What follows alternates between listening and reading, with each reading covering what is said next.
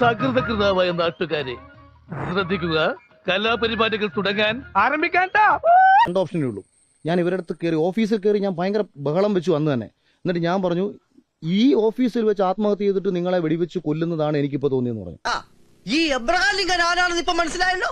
അന്ന് അമ്മാതിരി നെറുകേടാണ് എന്റെ അടുത്ത്. ഇവർക്കാണ് സാബു ജേക്കബിനോട് തന്നെയാണ് ഇത് ഞാൻ പറഞ്ഞത്. കഴുത്തുവരെ പെരുമ്പാമ്പ് വിഴുങ്ങി അവന്റെ തലയിൽ ഹാന ചവിട്ടിന്ന് പറഞ്ഞ പോലെ. കൊണ്ട് തൃക്കാക്കര മത്സരിച്ച് നിങ്ങൾ ചോദിച്ചാൽ 140 നിയോജക മണ്ഡലങ്ങളുടെ രാഷ്ട്രീയം അതിഭീകരമായി മാധ്യമങ്ങളിൽ ചർച്ച നടക്കുകയാണ്.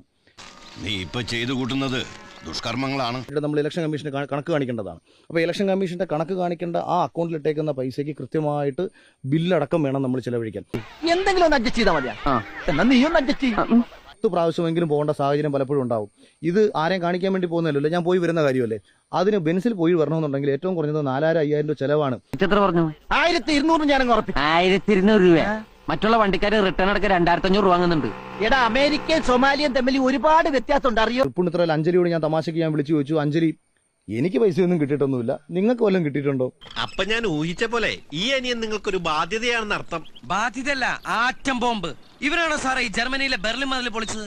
ആ ആറ്റം ബോംബിനെ വല്ല ആഫ്രിക്കയിലോ അന്റാർട്ടിക്കയിലോ എവിടെയെങ്കിലും കൊണ്ടിട്ട് പൊട്ടിക്കാൻ എന്തെങ്കിലും ചെയ്യാൻ പറ്റുന്നുണ്ട് ട്രാവൽ ഏജൻസി?